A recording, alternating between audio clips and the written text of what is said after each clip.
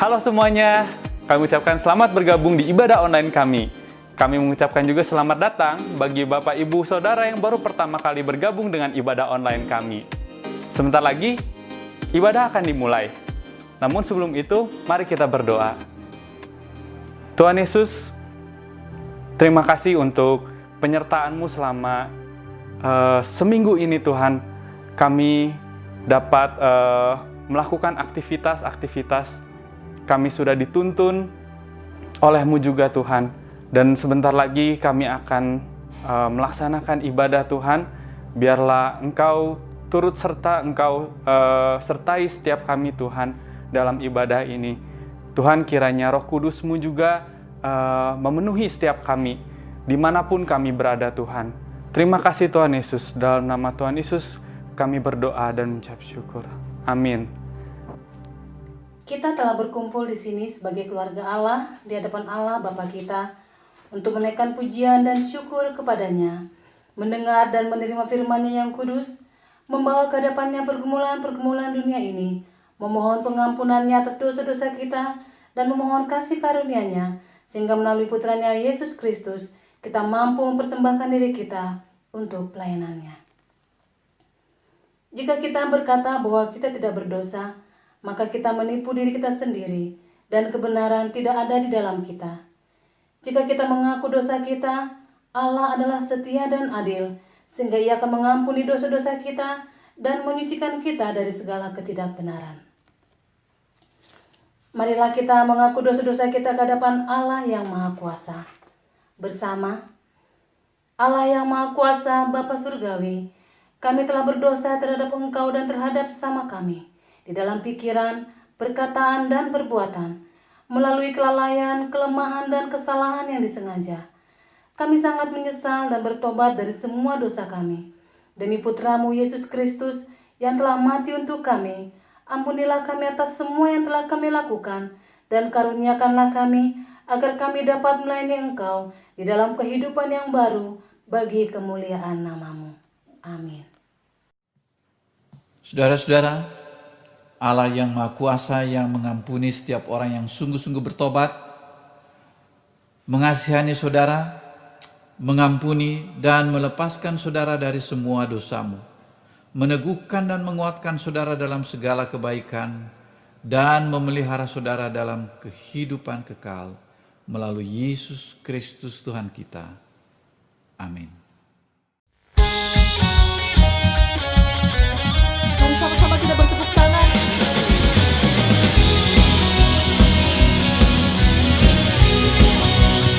Mari kita memuji Dia.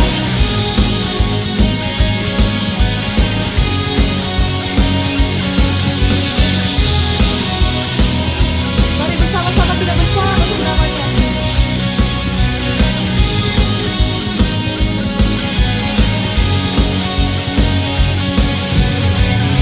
Ketika rakyat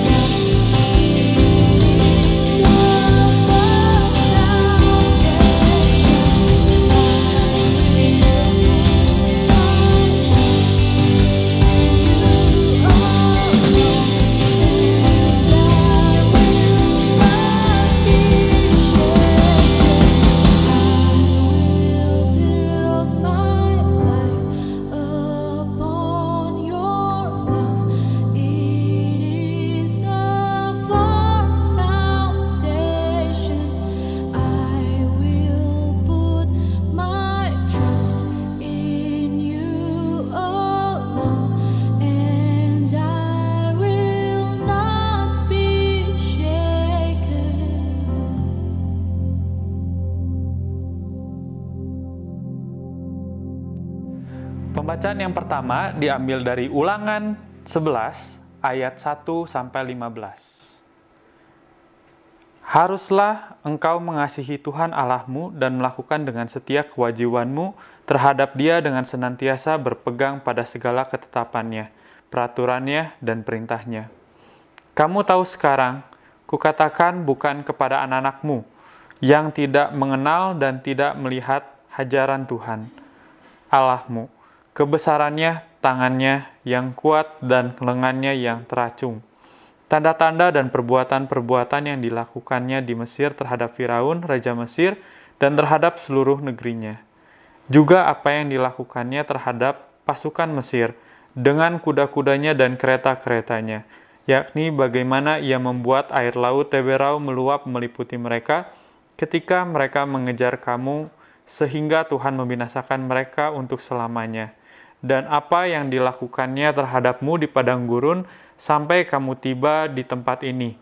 Pula apa yang dilakukannya terhadap Datan dan Abiram, anak-anak Eliab, anak Ruben, yakni ketika tanah mengangakkan mulutnya dan menelan mereka dengan seisi rumahnya. Kemah-kemah dan segala yang mengikuti mereka di tengah-tengah seluruh orang Israel. Sebab matamu sendirilah yang telah melihat segala perbuatan besar yang dilakukan Tuhan. Jadi, kamu harus berpegang pada seluruh perintah yang kusampaikan kepadamu pada hari ini, supaya kamu kuat untuk memasuki serta menduduki negeri, kemana kamu pergi mendudukinya. Dan supaya lanjut umurmu di tanah yang dijanjikan Tuhan dengan sumpah kepada nenek moyangmu, untuk memberikannya kepada mereka dan kepada keturunan mereka, suatu negeri yang berlimpah-limpah susu dan madunya. Sebab negeri kemana engkau masuk untuk mendudukinya bukanlah negeri seperti tanah Mesir, dari mana kamu keluar, yang setelah ditabur dengan benih harus kuairi dengan jerih payah, seakan-akan kebun sayur. Tetapi negeri kemana kamu pergi untuk mendudukinya, ialah negeri yang bergunung-gunung dan berlembah-lembah, yang mendapat air sebanyak hujan yang turun dari langit, suatu negeri yang dipelihara oleh Tuhan Allahmu. Mata Tuhan Allahmu tetap mengawasinya dari awal sampai akhir tahun. Jika kamu dengan sungguh-sungguh mendengarkan perintah yang kusampaikan kepadamu pada hari ini, sehingga kamu mengasihi Tuhan Allahmu dan beribadah kepadanya dengan segenap hatimu dan dengan segenap jiwamu, maka Ia akan memberikan hujan untuk tanahmu pada masanya, hujan awal dan hujan akhir, sehingga engkau dapat mengumpulkan gandummu, anggurmu, dan minyakmu, dan Dia akan memberi rumput di padangmu untuk hewanmu, sehingga engkau dapat makan dan menjadi kenyang. Demikianlah firman Tuhan. Syukur kepada Allah. Pembacaan Alkitab yang kedua terambil dari Kisah Para Rasul 27 ayatnya yang pertama sampai ke-12. Paulus berlayar ke Roma. Setelah diputuskan bahwa kami akan berlayar ke Italia, maka Paulus dan beberapa orang tahanan lain diserahkan kepada seorang perwira yang bernama Julius dari pasukan Kaisar. Kami naik ke sebuah kapal dari Adramitium yang akan berangkat ke pelabuhan-pelabuhan di sepanjang pantai Asia. Lalu kami bertolak Aristarkus, seorang Makedonia dari Tesalonika, menyertai kami. Pada keesokan harinya, kami singgah di Sidon. Julius memperlakukan Paulus dengan ramah dan memperbolehkannya mengunjungi sahabat-sahabatnya, supaya mereka melengkapkan keperluannya. Oleh karena angin sakal, kami berlayar dari situ menyusur pantai Siprus, dan setelah mengarungi laut di depan Kilikia dan Pamfilia, sampailah kami di Mira di daerah Likia. Di situ perwira kami menemukan sebuah kapal dari Alexandria yang hendak berlayar ke Italia. Ia memindahkan kami ke kapal itu.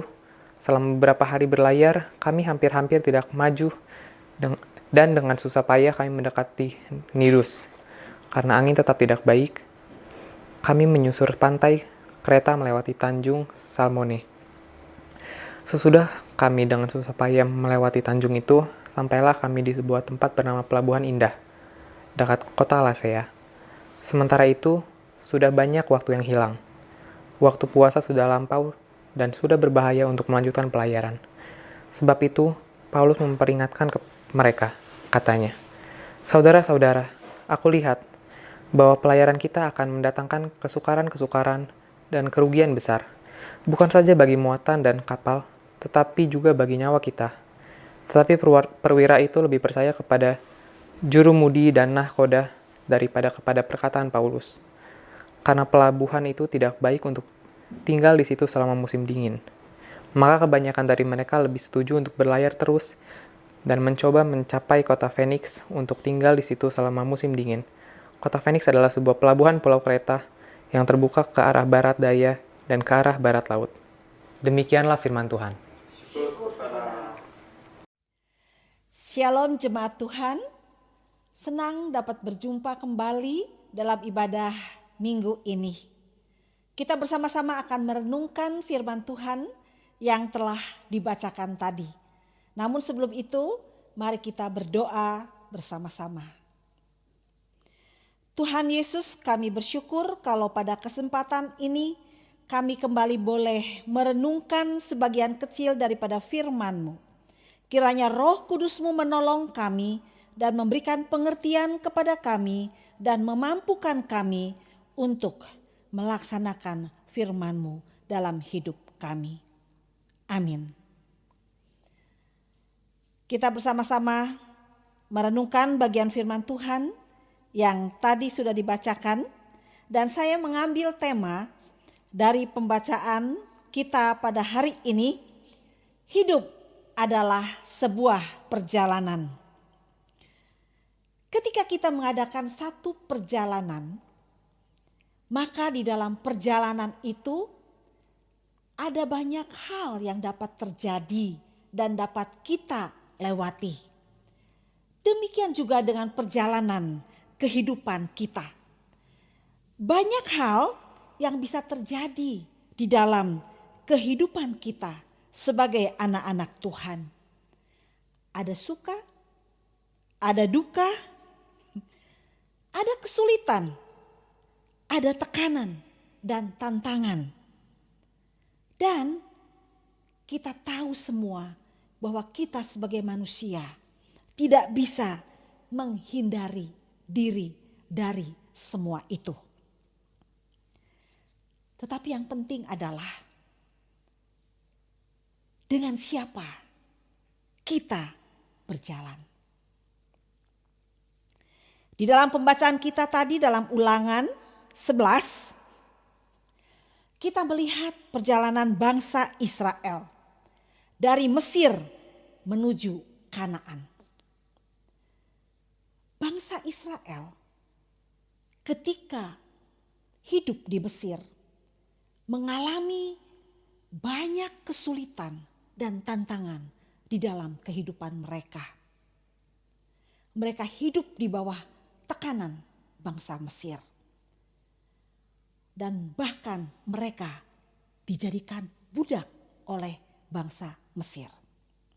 Dan kemudian ketika mereka melakukan perjalanan keluar dari Mesir menuju tanah atau negeri yang dijanjikan Tuhan, mereka harus melewati padang gurun. Dan selama di padang gurun pun mereka mengalami banyak kesulitan, banyak tantangan yang harus mereka hadapi. Dan bahkan ketika mereka sampai di negeri yang Tuhan janjikan, mereka pun harus berjuang untuk mendapatkan tanah yang dijanjikan oleh Tuhan. Jadi di sini kita melihat bahwa dalam perjalanan kehidupan bangsa Israel dari Mesir ke tanah Kanaan, banyak hal yang terjadi. Banyak kesulitan, banyak masalah yang mereka hadapi. Kemudian kita melihat tadi di dalam Kisah Para Rasul 27. Perjalanan kehidupan Rasul Paulus. Ketika Rasul Paulus menjadi pengikut Kristus, maka kita juga melihat kehidupan Rasul Paulus penuh dengan penderitaan, dan banyak mengalami kesulitan. Dia difitnah, bahkan sampai dipenjarakan. Dan kemudian harus melakukan perjalanan sebagai tawanan untuk bisa menghadap kaisar. Untuk apa? Mempertanggungjawabkan imannya. Jadi di sini pun kita melihat bahwa perjalanan kehidupan Rasul Paulus pun tidak mulus. Banyak tantangan, kesulitan, masalah yang harus dihadapi. Bagaimana dengan kita sebagai anak-anak Tuhan? Sebagai anak-anak Tuhan, kita pun sedang dalam perjalanan. Kemana? Menuju surga yang kekal. Ada banyak tantangan yang harus kita hadapi di dalam perjalanan kita menuju surga yang kekal. Ada banyak hambatan, kesulitan, masalah yang datang silih berganti di dalam kehidupan kita.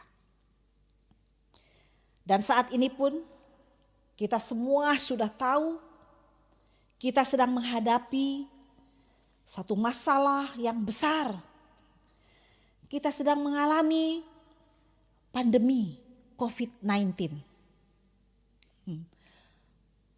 Sudah hampir 4 bulan kita harus tinggal di rumah. Demi menghambat penyebaran COVID-19 ini. Dan sampai saat ini kita juga boleh melihat bahwa COVID-19 ini belum dapat teratasi. Bahkan belum ditemukan vaksinnya. Dan sekarang masih terus bertambah. Dan belum kelihatan ada perkembangan yang baik. Dan tentu saja situasi yang ada saat ini, keadaan yang ada saat ini, itu sangat mempengaruhi seluruh kehidupan manusia. Dan tidak terlepas juga kehidupan kita sebagai anak-anak Tuhan. Semua ini mempengaruhi dari segi kesehatan, ya. Kita semua merasa takut bila terjangkit oleh COVID-19 ini. Kita takut kalau sampai kita menjadi sakit dan terjangkit. Sehingga kita takut keluar rumah. Dan kalau terpaksa harus keluar rumah, kita harus pakai masker. Dan harus memakai seluruh perlengkapan. Dan ketika kita sampai pulang ke rumah kembali, kita juga harus mencuci tangan. Kita harus semprot, ya, semua baju kita. Kita harus langsung mandi. Sepertinya agak ribet begitu. Dan bahkan kalau misalnya kita belanja sayur harus dicuci satu-satu. Plastiknya disemprot dan kemudian dibuang. Sepertinya suasana itu tidak biasa. Dan kehidupan kita itu tidak biasa. Dan sepertinya agak sulit begitu kalau kita melihat semuanya ini. Dan kadang-kadang kalau ada orang yang malas, kadang-kadang sabodo. Tapi mau gak mau, kalau kita memang tidak mau terjangkit, kita harus bisa menjaga diri kita. Kemudian dari segi ekonomi, ini juga kita terdampak. Banyak perusahaan juga yang kesulitan. Sehingga mau tidak mau banyak karyawan yang kena PHK, pemutusan hubungan kerja. Dan akhirnya tidak mempunyai pekerjaan. Kalau tidak punya pekerjaan, dari segi ekonomi mengalami kesulitan. Sedangkan keluarga, anak, istri, Semua harus tetap makan. Dan ini menimbulkan satu tekanan tersendiri. Dari segi sosial,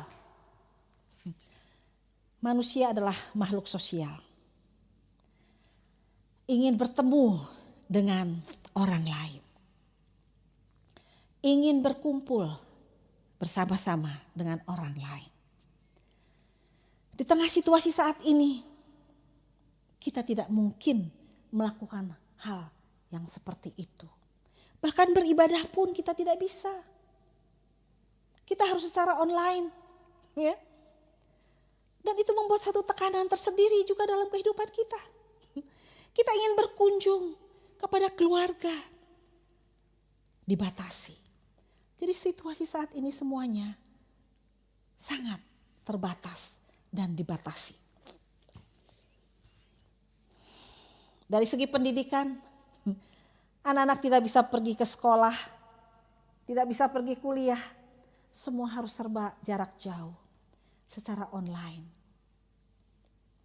Dari segi mental, banyak orang yang mengalami karena tertekan, melihat situasi yang ada. Kapan semua ini akan berakhir? Mereka menjadi stres. Dan bahkan menjadi depresi. Melihat suasana yang ada. Kehilangan harapan. Dan akhirnya melihat situasi yang ada di dalam kehidupan ini yang seperti ini. Mereka akhirnya melihat bahwa dunia ini menakutkan. Dunia ini menyakitkan. Dunia ini tidak ada harapan. Dan akhirnya mereka menciptakan dunia mereka sendiri.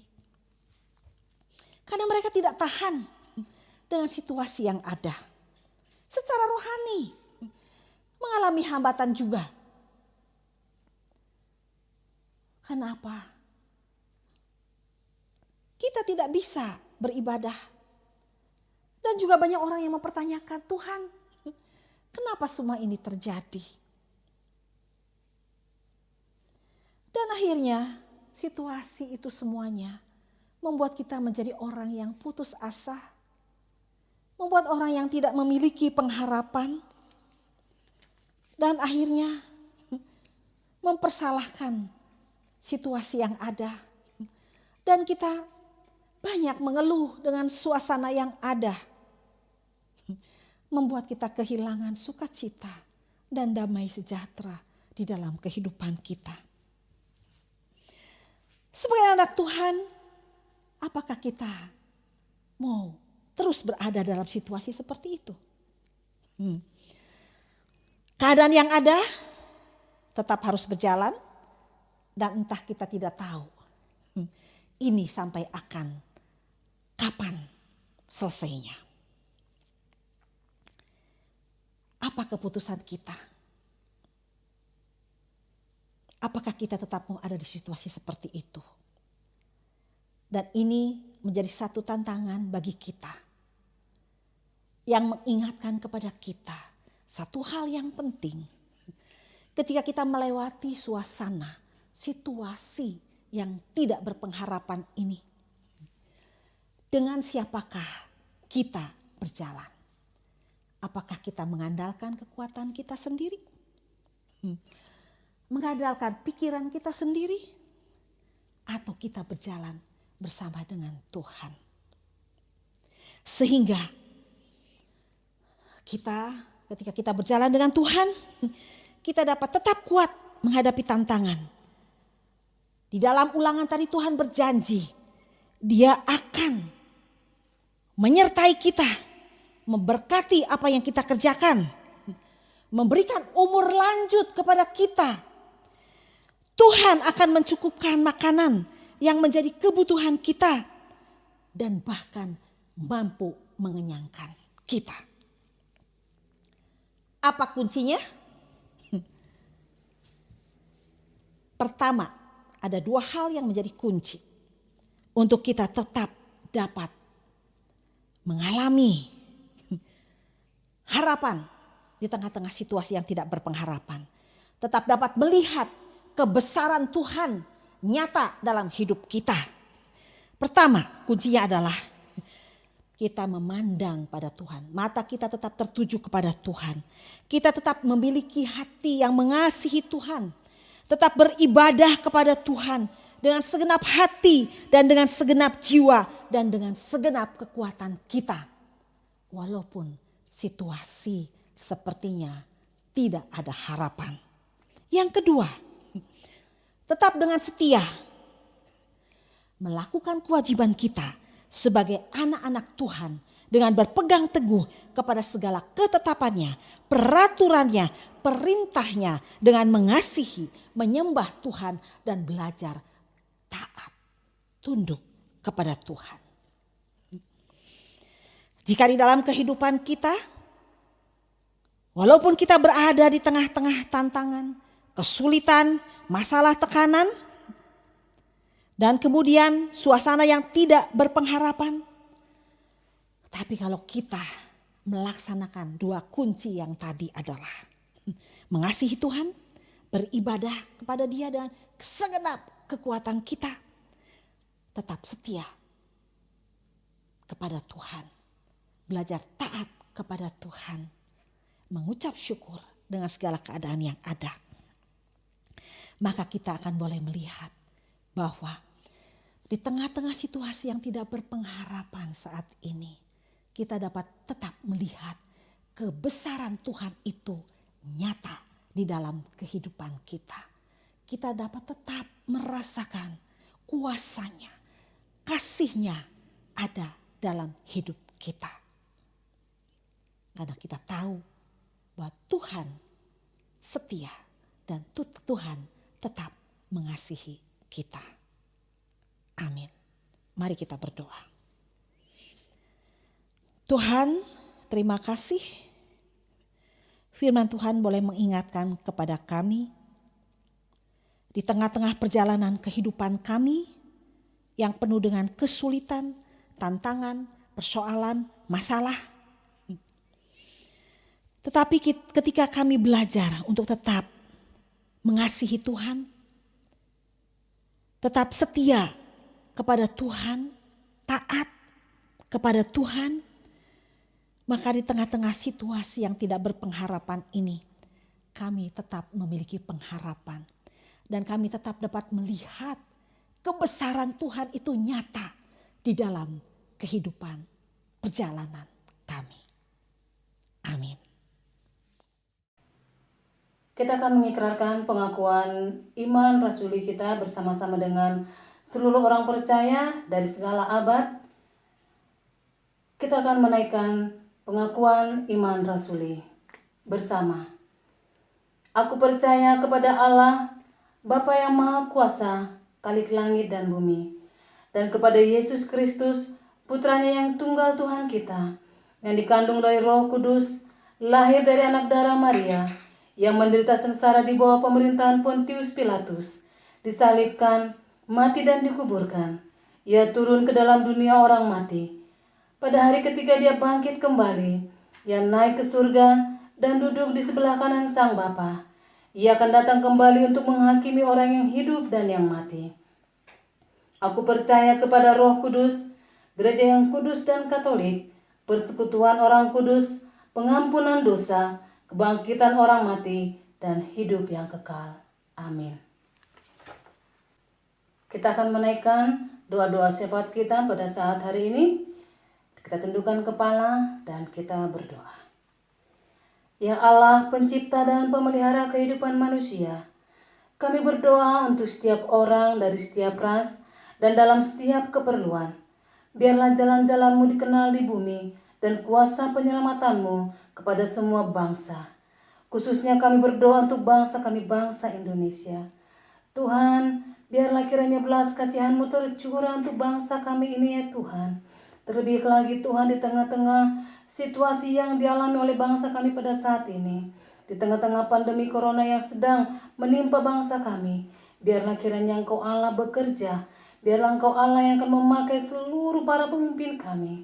Mulai dari Bapak Presiden kami, Bapak Joko Widodo, dan juga seluruh staf-staf yang duduk di pemerintahan. Biarlah kiranya Engkau Allah yang akan menolong mereka, memberikan mereka hikmat kuasa yang daripada Allah, sehingga Tuhan mereka boleh melakukan setiap tanggung jawab mereka dengan hati yang takut akan Engkau, dan mereka senantiasa mengandalkan Engkau dalam setiap tanggung jawab yang mereka emban dan dalam setiap pekerjaan yang Kau percayakan kepada mereka. Tuhan berkati Tuhan Yesus untuk keluarga-keluarga mereka, berkati untuk kesehatan mereka.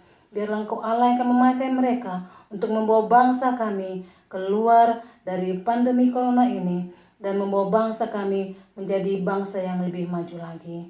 Tuhan berikan hikmat bagi para ilmuwan supaya mereka melalui hikmat yang daripada Allah boleh menemukan vaksin untuk virus ini. Pakailah mereka Tuhan Yesus untuk menjadi berkat di tengah-tengah pandemi corona ini.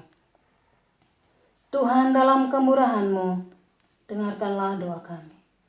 Kami berdoa untuk gereja di seluruh dunia. Tuntun dan pimpinlah kami dengan Roh Kudus-Mu, sehingga semua yang mengaku dan menyebut dirinya orang Kristen dapat dituntun kepada jalan kebenaran dan memegang teguh iman dalam kesatuan roh, dalam ikatan damai sejahtera, dan dalam kebenaran hidup. Khususnya kami berdoa untuk gereja kami, gereja Anglikan, baik yang ada di seluruh dunia maupun yang ada di seluruh Indonesia. Tuhan memberkati untuk bishop kami, The Right Reverend Renis Ponanya, Dean kami, Reverend Timothy Chong, dan imam penanggung jawab kami, Reverend Yopi Buyung. Berkatilah hamba-hamba-Mu ini ya Tuhan, baik dalam kesehatan mereka, dalam keluarga mereka, dalam setiap pelayanan mereka. Engkau Allah memberkati. Engkau Allah juga memberkati seluruh gereja yang ada, dan juga seluruh pastor-pastor, para majelis, dan seluruh para pengurus yang ada. Engkau Allah yang akan memberkati dan memakai mereka. Tuhan, dalam kemurahan-Mu, dengarkanlah doa kami. Kami menyerahkan kepada kebaikan-Mu sebagai Bapa mereka yang cemas dan tertekan dalam pikiran maupun secara jasmani. Hiburkanlah dan lepaskanlah mereka dalam keperluan mereka. Berikanlah kesabaran kepada mereka dalam penderitaan mereka, dan munculkanlah kebaikan dari kesulitan mereka. Khususnya kami berdoa untuk seluruh sidang jemaat Tuhan yang ada di dunia ini. Secara khusus kami berdoa untuk sidang jemaat Gereja Anglikan. Biarlah kiranya Engkau Allah yang akan berikan mereka kekuatan, penghiburan di tengah-tengah situasi zaman yang tidak menentu saat ini. Tuhan Yesus, biarlah kiranya Roh Kudus-Mu yang bekerja dalam kehidupan mereka, yang akan menuntun mereka dalam setiap kehidupan mereka, yang akan berikan mereka jalan keluar untuk setiap pergumulan dan persoalan hidup mereka. Tuhan Yesus, Engkau Allah yang akan menjadi pemelihara untuk setiap umat ini Bapa. Biarlah kiranya Tuhan, di tengah-tengah situasi yang tidak menentu ini, mereka tetap bersandar dan berharap penuh hanya kepada Engkau, dan mereka tetap bersyukur dalam segala hal, dan tetap bersukacita meskipun di tengah-tengah berbagai-bagai pencobaan. Terima kasih Tuhan Yesus. Berkatilah seluruh sidang jemaat-Mu ya Tuhan. Bagi mereka yang sedang sakit Engkau sembuhkan, bagi mereka yang lemah Engkau kuatkan, bagi mereka yang sedih Engkau hiburkan. Bapa yang Maha Pengasih, terimalah doa-doa ini demi Putra-Mu Juru Selamat kami Yesus Kristus yang telah mengajarkan kami berdoa. Bapa kami yang di surga, dikuduskanlah nama-Mu, datanglah kerajaan-Mu, jadilah kehendak-Mu di bumi seperti di surga. Berikanlah kepada kami pada hari ini makanan kami yang secukupnya, dan ampunilah kami akan kesalahan kami, seperti kami juga mengampuni orang yang bersalah kepada kami. Dan janganlah membawa kami ke dalam pencobaan, tetapi lepaskanlah kami daripada yang jahat, karena Engkaulah yang punya kerajaan dan kuasa dan kemuliaan sampai selama-lamanya. Amin.